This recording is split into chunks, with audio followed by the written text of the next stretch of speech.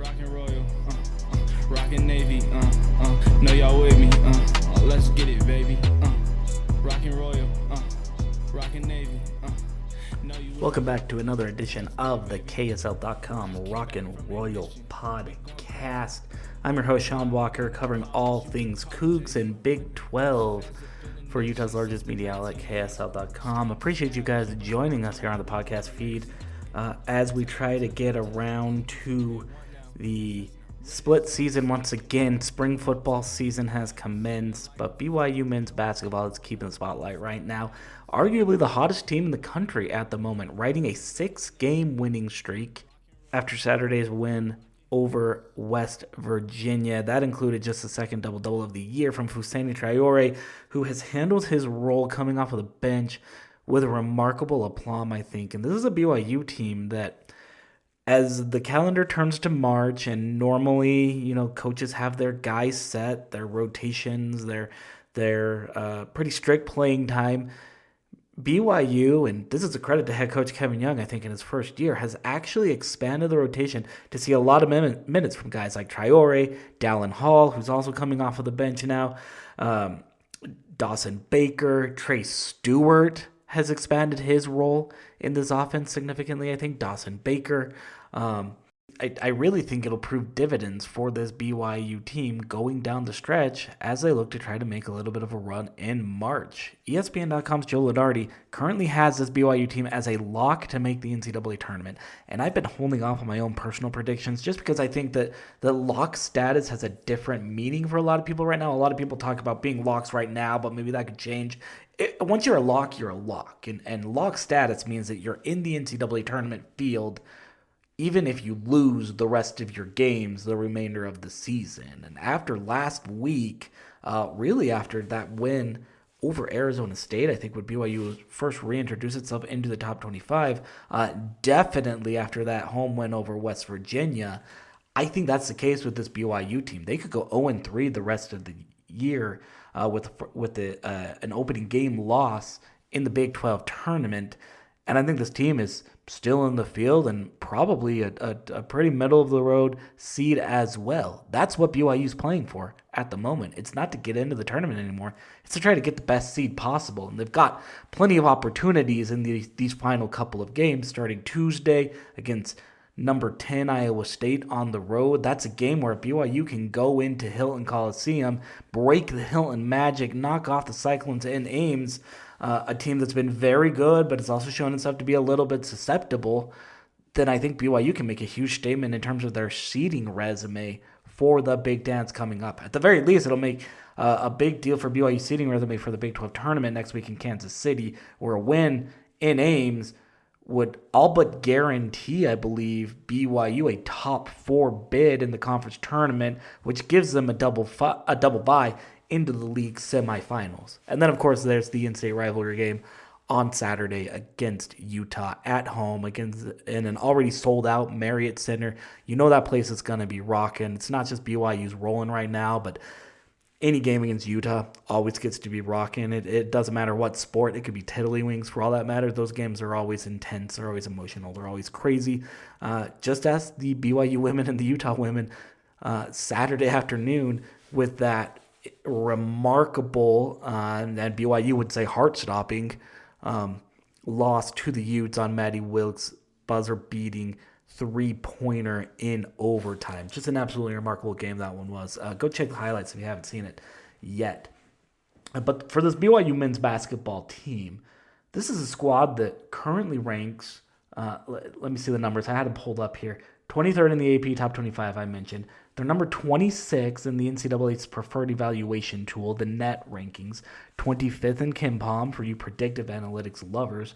And one of my favorites is Bart Torvik, barttorvik.com. He has a database that actually lets you see how teams are playing between certain moments. So to start the year, to end the year, middle of the year, whatever it was, he lets you kind of play around with those numbers.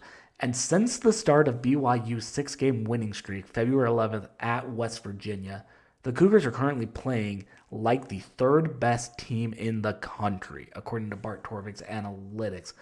They're number 2 in adjusted offensive efficiency, little outside of the top 50 in adjusted defensive efficiency. So their offense has been outpacing their defense, and I don't think many people would argue with that. If you expand those parameters, by the way, to that road win at Colorado back on January 21st, BYU's first true road win of the season, a win that started a chain of 10 victories in 12 games, all in Big 12 play. The Cougars are also playing like the number 7 team in the country. So a top 10 team right here that is certainly peaking down the stretch, and we'll see what they can do Tuesday night in Ames and then coming back home hosting the school up north from Salt Lake City.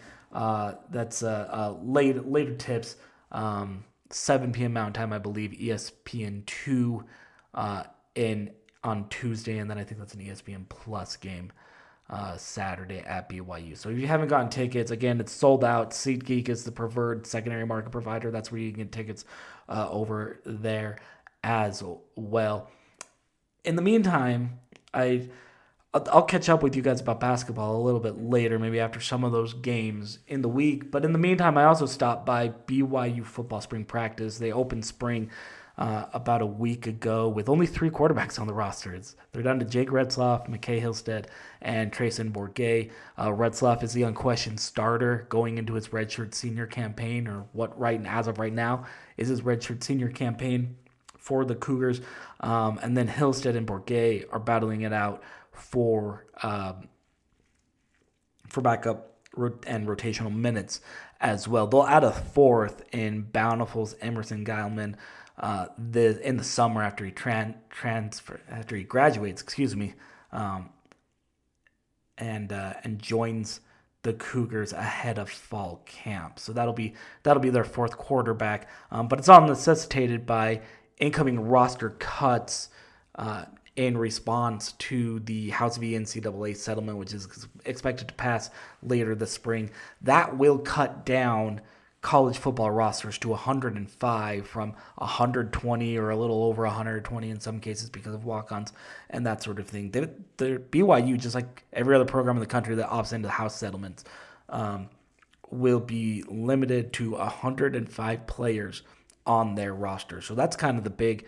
That's what they're doing. They've been doing it through the offseason. They're going to continue doing it through spring ball. There's another secondary transfer window right after the spring in May, and so that could affect the roster as well, both incoming and outgoing. But I would expect to see probably a lot of outbound traffic right now. There's almost 24 players as of this moment, as of the opening of spring camp, that BYU's got to find a way to kind of find another spot. And that may require, those players going to the portal. Some of them will, quote unquote, retire from football. They'll go in and just become regular students. Cole Hagan, former backup quarterback, walk on out of Corner Canyon, is one of those. He's staying in school at BYU, but he's no longer on the roster for the Cougars, just simply because of those house settlements and those limited roster spots. But in the meantime, in the offseason, BYU also rewarded one of its long-standing defensive coaches. That's cornerbacks coach Jernaro Gilford. He is the Cougars' new defensive passing game coordinator, a promotion which, for my money, has been a long time coming. Jernaro, full disclosure, he's been a pretty close friend of mine for a while. For several reasons. I see him out and about in the community, him and his wife Brittany. Shout out to Pudding and Pillows. Shout out to Jernaro Jr., who's a rising star cornerback at Skyridge High School. Been able to cover him for a couple of years now since he really burst on the scene. He just recently picked up an offer from BYU defensive coordinator Jay Hill as well. And Coach G, as they call him, Jernaro Gilford, the cornerbacks coach, is now the defensive passing game coordinator. So a nice little promotion, probably pay raise, a little pay bump, and maybe a little bit of extra responsibility in a defense that led the Big 12 last year in total defense, was top 20 nationally, and may only be getting better in a room that it's always been difficult historically, traditionally, to recruit to in cornerbacks room. But Jernaro has things rolling really well right now at his alma mater in Provo. Again, it's another well-deserved promotion.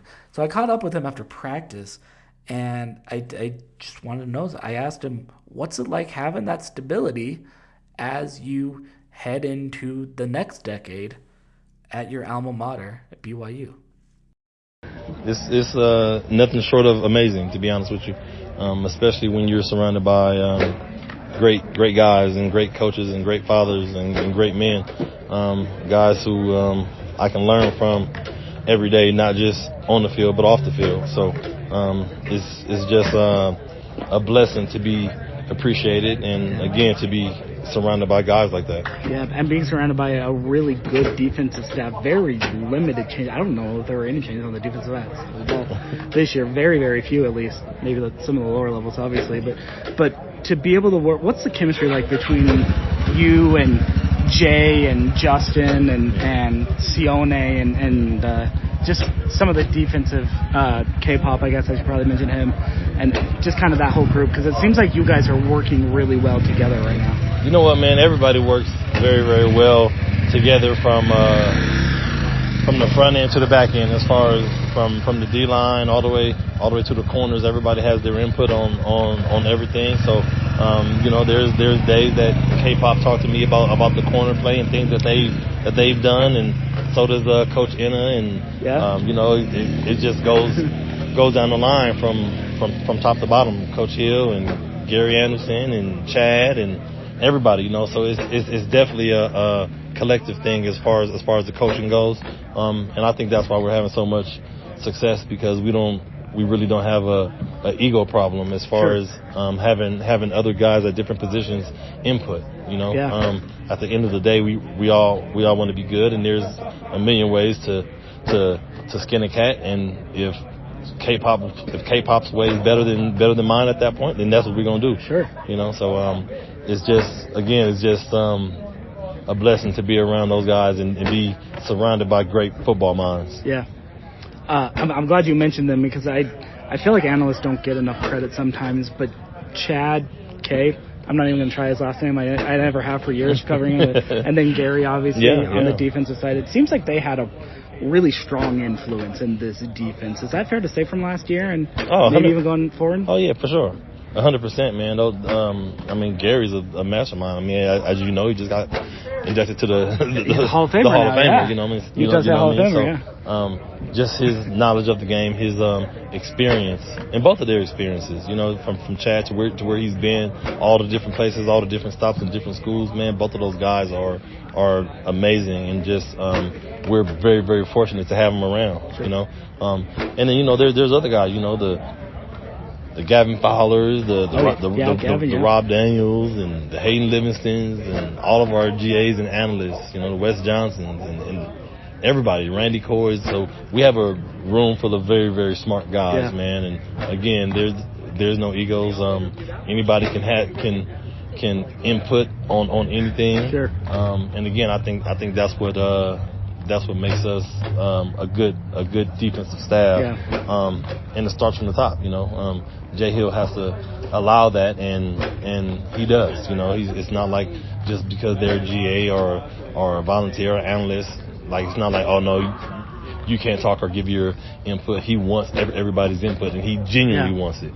And that's what makes Jay Hill Jay Hill. For sure. I probably should have mentioned Gavin, but his dad's probably not going to be upset that I didn't mention him. He's always about knocking him down a little. It's all right. We mention them all, man. Exactly. I mean, it's definitely everybody. It's definitely everybody, man. Like I'm talking about, like it wasn't a game or a game plan that didn't go by, that everybody had some sort of input, whether it's in that position room or whatever the case may be, man. It's definitely a team effort. For sure. Well, a little bit on that note, because there are a lot of names that you just mentioned there that are former BYU players or BYU grads like yourself. When you go through a season like last year, which wasn't perfect, I know you're already probably thinking about all of the inefficiencies that you had and how to get better, but it was I think it was a pretty strong breakout season that you had. Does it hit a little bit different because of kind of your experience with the program and this university and the way you kind of grew up with it, I guess? Yeah. I would say, you know what? I mean, us older guys, we always talk about the expectation that that we always had. Sure. You know what I'm saying? As far as going to school here, playing here, our expectation was to always win. You know, I mean, we've been a successful program for a while now. You know, so it's nothing new to win games. Yeah. You know what I mean? But that was always our expectation. You know, when I first arrived on campus in '98, the expectations were to win. Like, they had just went to the Cotton Bowl and won 2 years prior. Like, it was always that expectation. You know, then a few years later in '01, we ended up going 12-2. So it's always those. We always have those years. For sure.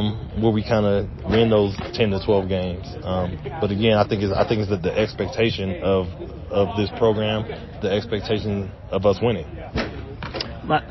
Just one or two more questions, and I'll kind of get you out of here. But from the cornerback room, you lose a little bit, but you obviously bring back a lot. Just collectively, what's kind of the next step for these guys to really sort of take their game to the next level? Yeah, I think it's going to be experience.